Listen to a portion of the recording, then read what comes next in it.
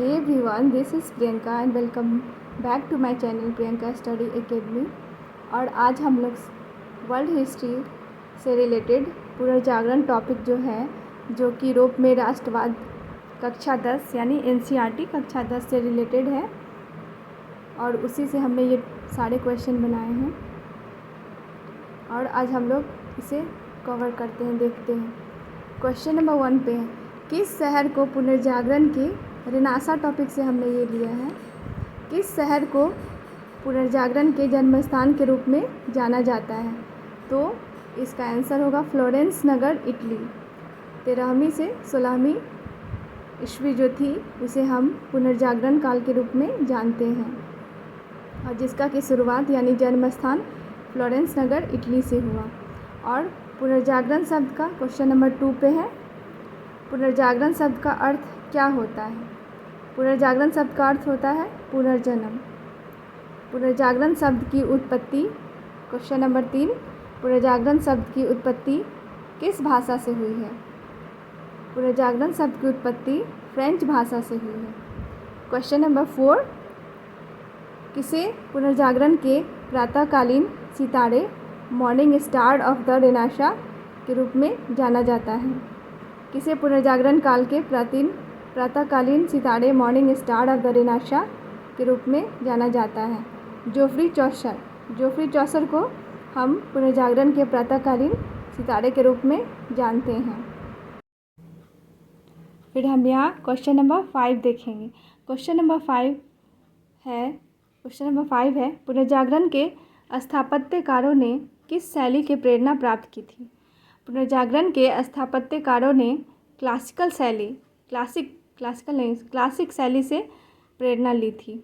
Question number 6 पे है, पुनर्जागरण से पूर्व समूचे यूरोप को किस नाम से संबोधित किया जाता था?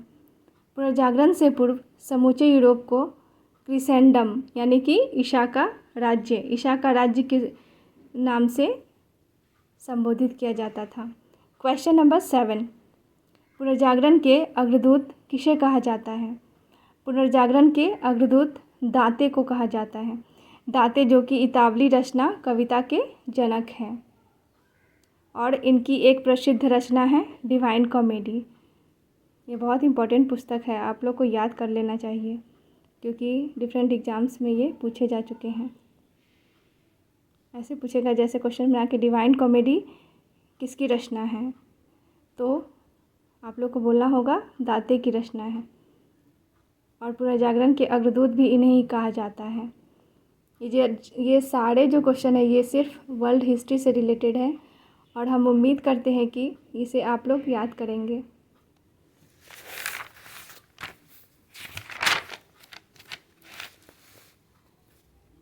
फिर आगे हम देखते हैं क्वेश्चन नंबर 8। क्वेश्चन नंबर 8 है, पुनर्जागरण काल में चित्रकला के जनक किसे माना जाता है? पुनर्जागरण काल में चित्रकला के जनक जियोटो को माना जाता है। क्वेश्चन नंबर 9 है, the last judgment the fall of the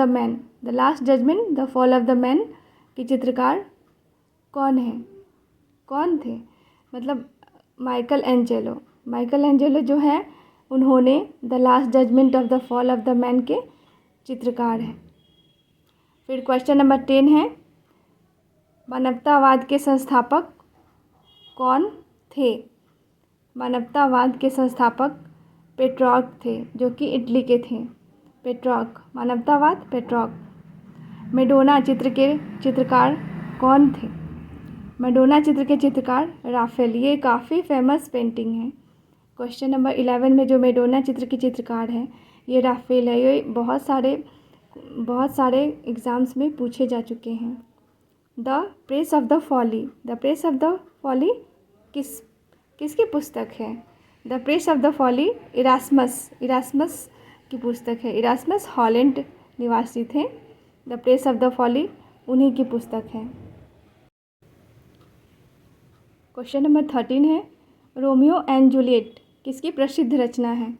Romeo and Juliet William Shakespeare की रचना है, और विलियम शेक्सपियर जो थे वो इंग्लैंड के एक प्रसिद्ध रचनाकार थे। इन्होंने बहुत सारी पुस्तक की रचना की है, जैसे कि prince of Denmark, Hamlet, all's well that ends well, as you like it, ये सारे जो रचना है वो विलियम शेक्सपियर की है। क्वेश्चन नंबर 14, द लास्ट सपर और मोनालिसा किसकी रचना है? द लास्ट सपर और मोनालिसा किसकी रचना है? ये लियोनार्डो द विंची की रचना है। आदर्श समाज का चित्रण यूटोपिया प्रसिद्ध पुस्तक में किस लेखक ने किया है? क्वेश्चन नंबर 15 पे है, आदर्श समाज का चित्रण यूटोपिया का प्रसिद्ध पुस्तक में किस लेखक ने किया है? टॉमस मूर ने किया है, टॉमस मूर ने। आई होप कि ये सारे क्वेश्चन आप लोग के लिए हेल्पफुल होंगे। ये सारे विश्व इतिहास से हमने ये क्वेश्चन लिए हैं। So keep watching and keep supporting. Thank you everyone.